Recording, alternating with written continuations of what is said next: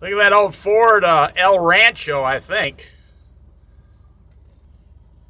Yeah, we got Rhody Days this weekend, 2022. It's back on after 2 years here in Florence, Oregon. And I'm going to be seeing a lot of this kind of stuff this weekend. Thing's a little beauty.